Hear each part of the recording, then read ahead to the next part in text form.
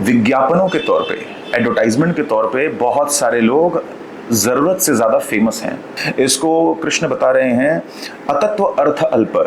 कई सारे लोग बहुत महान होते हैं, कई सारे लोग महान धीरे धीरे मेहनत करते करते बन जाते हैं, और कुछ लोगों के ऊपर महानता थोपी जाती है। सर्वमंगल्य मांगल्ये शिवे सर्वार्थ साधिके शरण्ये त्र्यंबके गौरी नारायणी नमोस्तुते।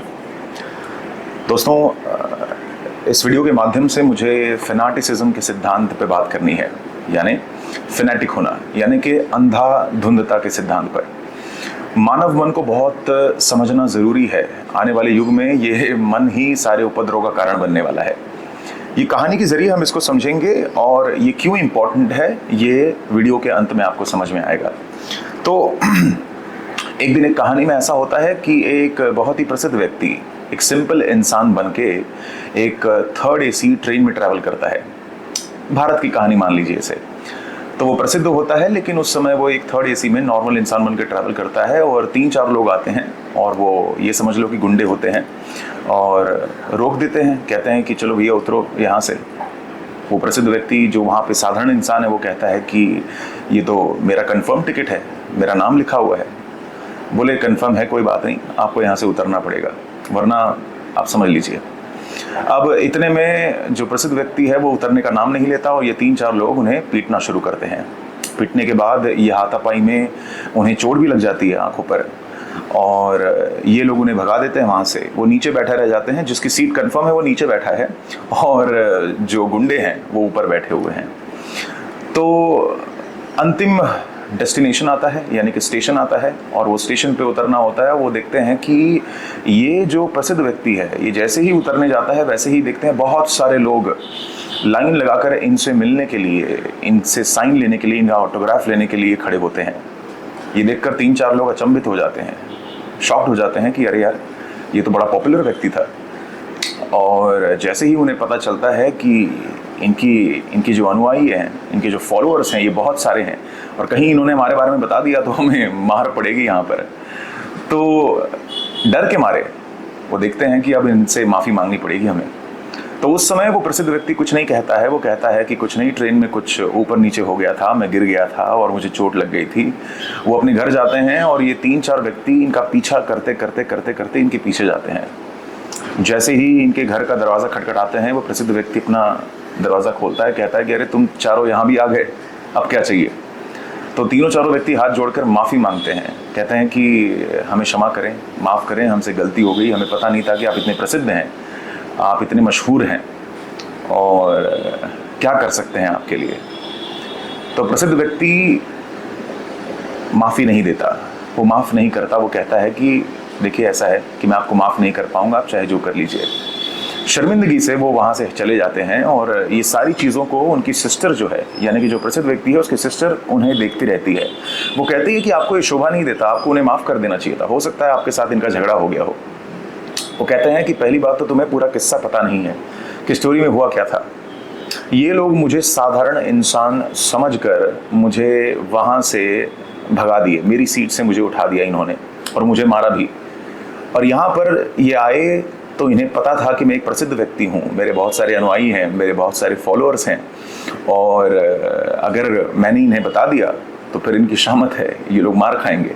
तो इस डर के कारण ये लोग मुझसे प्रार्थना करने, मुझसे माफ़ी मांगने के लिए, और ये जानने के लिए कि मैं बहुत ही शक्तिशाली व्यक्ति हूँ। जब इन्हें ये पता चला कि मैं शक्तिशाली हूँ, तब ये मेरे पास आए। कहानी का तात्पर्य समझना, समरी समझना, मॉरल समझना। वो प्रसिद्ध व्यक्ति कहता है मैं तो इन्हें माफ़ कर दूंगा, लेकिन वो आम इंसान इन्हें कैसे माफ़ करेगा जो उस समय ट्रेन में बैठा था। ये लोग माफ़ी मुझसे नहीं मांग रहे हैं, मेरी ताकत से मांग रहे हैं, मेरी शक्ति से माफ़ी मांग रहे हैं। जब इनको पता चला कि मैं शक्तिशाली हूँ, तब इन्होंने माफ़ी मांगना शुरू किया। दोस्तों, कहने का तात्पर्य मेरा ये है कि अगर हम अंधाधुंध के सिद्धांत को समझें कि हम विज्ञापनों के तौर पे, एडवर्टाइजमेंट के तौर पे बहुत सारे लोग ज़रूरत से ज़्यादा फेमस हैं, और जब वो ज़रूरत से ज़्यादा फेमस हैं तो जाहिर सी बात है वहाँ पर पैसा ज़्यादा है, वहाँ पर लोग ज़्यादा हैं, वहाँ पे टैलेंट को अच्छे से देख लिया जाता है, समझ लिया जाता है। और पैसा होने के कारण और विज्ञापन होने के कारण, एडवर्टाइजमेंट होने के कारण वहाँ पे मार्केटिंग भी बहुत अच्छी है, तो सप्लाई भी बहुत अच्छा है। तो कई सारे लोग बहुत महान होते हैं, कई सारे लोग महान धीरे धीरे मेहनत करते करते बन जाते हैं, और कुछ लोगों के ऊपर महानता थोपी जाती है। आई बात समझ में? तो ये तीनों को भेदों को समझना बहुत ज़रूरी है। तो आप जितनी भी पर्सनालिटीज़ देखते हैं, सेलिब्रिटीज़ देखते हैं, क्रिकेटर्स देखते हैं, इनकी पीआर एजेंसीज होती हैं जो इन्हें बहुत ज़्यादा पॉपुलर करती हैं, बहुत ज़्यादा ज़रूरत से ज़्यादा लार्जर देन लाइफ दिखाती हैं, जिससे ये हमेशा भगवान की तरह हमारी नज़रों में रहें। और हम क्या करते हैं? अंधाधुंध इनके पीछे भागना शुरू कर देते हैं। अब समझना, मोटिवेशन और इंस्पिरेशन में बहुत अंतर होता है। इस सिद्धांत को समझेंगे। मोटिवेशन, किसी से प्रेरणा लेना, ये बड़ा आसान है। मोटिवेशन आप किसी पिक्चर को देख के, मूवी को देख के, किसी विज्ञापन को देख के भी पा सकते हैं। किसी के साथ बात करके, मान लीजिए आपने रोड पे किसी चपरासी को मेहनत करते हुए देख लिया, तो आप फिर मोटिवेशन पाएंगे। Motivation is to do something, motivation is to do something, इसके लिए आपको प्रेरणा मिल जाती है, थोड़ी सी उत्सुकता आती है आपके अंदर, एंथुजियाज्म आता है। मोटिवेशन की आपको जरूरत नहीं है, मेरी बात को समझना। आपको जरूरत है इंस्पिरेशन की, जो आपको प्रेरित करता है कोई सृजनात्मक कार्य के लिए, यानी कि कोई क्रिएटिव वर्क के लिए जो चीज आपको प्रेरित करती है। किसी वर्ल्ड कप को जीतकर, या किसी टीम के प्रति, या किसी एक्टर के प्रति जब हम अपना समय बहुत ज्यादा व्यर्थ करते हैं, हम उससे मोटिवेटेड तो होते हैं, समझना मेरी बात को, मोटिवेटेड तो होते हैं, लेकिन हम उनसे इंस्पायर नहीं होते हैं, प्रेरित नहीं होते हैं कोई कार्य करने के लिए। तो जो मोटिवेशन होता है, जो हमें एक्टर्स, सेलिब्रिटीज, क्रिकेटर्स और ये फैनाटिसिज्म से मिलता है, एक अंधाधुंधता के सिद्धांत से मिलता है, इसका कोई तात्पर्य नहीं होता, इसका कोई सर पैर नहीं होता, इससे हमारे जीवन में कोई बदलाव नहीं होता है। समझना मेरी बात को। मेरे अपने भी फेवरेट क्रिकेटर्स हैं, मेरे अपने भी बहुत सारे आइडियल्स हैं, मेरे बहुत सारे लोग हैं जिनको मैं बहुत मानता हूँ और उनको तख्ते पर समझता हूँ, और वो हैं, वैसे ऐसा नहीं है, ग्रेट लोग हैं, महान लोग हैं, उनसे हमें सीखना चाहिए। लेकिन सीखना कैसे चाहिए? जो हमें किसी कार्य के प्रति प्रेरित करे।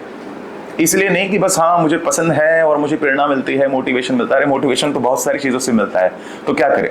सर पर बिठा लें उस चीज़ को। आपको इस राष्ट्र का युवक होते हुए, युवा होते हुए, यूथ होते हुए आपको समझना पड़ेगा कि आपकी आत्मा का अपना सम्मान है, आपका अपना सम्मान है। अपने आत्मसम्मान को गवाकर किसी से प्रेरणा लेने का कोई अर्थ नहीं है।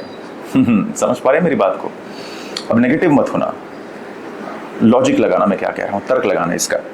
और किसी से इंस्पायर होना, प्रेरित होना किसी लक्ष्य के प्रति, क्रिएटिव होना, यानी कि जो चीज एक्शन ओरिएंटेड होती है और जो चीज बस केवल एक भावनात्मक तौर पे होती है, बहुत अंतर है दोनों में। बदलाव इंस्पिरेशन से आएगा, ना कि मोटिवेशन से आएगा। आई बात समझ में? तो आगे बढ़ते हैं। इसको भगवत गीता में कैसे उतारा है? तो भगवान कृष्ण जब सत्व, रजस और तमस की बात कर रहे हैं, तो वो फनाटिसिज्म को, अंधाधुंधता को, ये जो एक्टर सेलिब्रिटी का जो ये प्यार है, लार्जर देन लाइफ, इनकी जो कहानी बताई जाती है, इसको कृष्ण बता रहे हैं अतत्व अर्थ अल्प, यानी कि not based on truth and fragment concept.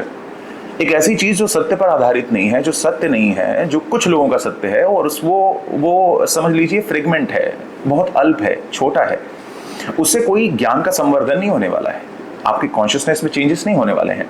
तो कृष्ण बता रहे हैं लोग फ्रेगमेंट कंसेप्ट्स को, ऐसे अतत्व अर्थ को लार्जर देन लाइफ, यानी समझ लीजिए कि ऐसा जो पूरी दुनिया को कवर करता है, पूरी दुनिया से शक्तिशाली है, ऐसा समझते हैं, ऐसी भ्रांति लाते हैं।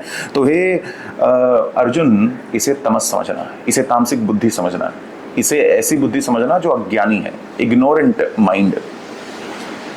तो उम्मीद है मेरी बात आपको समझ में आ रही है कि मैं यहाँ पर क्या कह रहा हूँ, कि हमें फैन तो बनना है, लेकिन फैनेटिक नहीं होना है। हमें किसी से प्रेरणा तो लेनी है, लेकिन उसके प्रति अंधा नहीं होना है।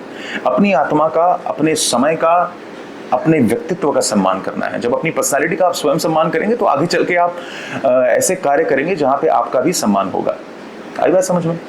तो अगर मेरे वीडियो के मूल तत्वों को अगर आप समझ पाए हों, तो बहुत अच्छी बात है, अगर नहीं तो कोई बात नहीं, आप अपना आंकलन लगाइए, कमेंट में बताइए कि आप क्या सोचते हैं इस चीज़ के बारे में। मुझे लगा ये बहुत बड़ी समस्या है जो आने वाले समय में हमारे सम्मान को घटाएगी, हमारे युवकों के सम्मान को घटाएगी। हम जब अपना इतना समय सेलिब्रिटीज़, क्रिकेटर्स और पता नहीं कौन कौन जो भी हैं जिनको विज्ञापनों के तौर पे बहुत ज़्यादा ऊंचा बताया जाता है, जब इनके प्रति अपना समय व्यर्थ करते हैं तो अपने व्यक्तित्व का सम्मान नहीं करते। आपको इनसे प्रेरणा तो लेनी है, इनका सम्मान भी करना है, बहुत ज़रूरी है, लेकिन अपनी आत्मा को नहीं गंवाना है, अपने आत्म सम्मान को नहीं गंवाना है। उम्मीद है मेरी बात समझ में आ रही है। दोस्तों, मेरा नाम आचार्य शिव, मैं एक योग शिक्षक, एक काउंसलर और एक मेडिटेशन टीचर हूँ। अपने चेतना के बल पर जो मैंने अध्ययन किया है वैदिक धर्मों के बारे में, अनेक धर्मों के बारे में, रिलीजन्स के बारे में और एक मानव मन के बारे में, साइकोलॉजी के बारे में और योग का जो मेरा अपना अनुभव है, इससे मैं अपने अनुभवों को शेयर करता हूँ अपने वीडियो पे। अगर आपको मेरी बातें सही लगती हैं तो कृपया करके फॉलो करें, सब्सक्राइब करें और मैं आपसे अगली वीडियो में मिलता हूँ। हरिओम, जय गुरुदेव।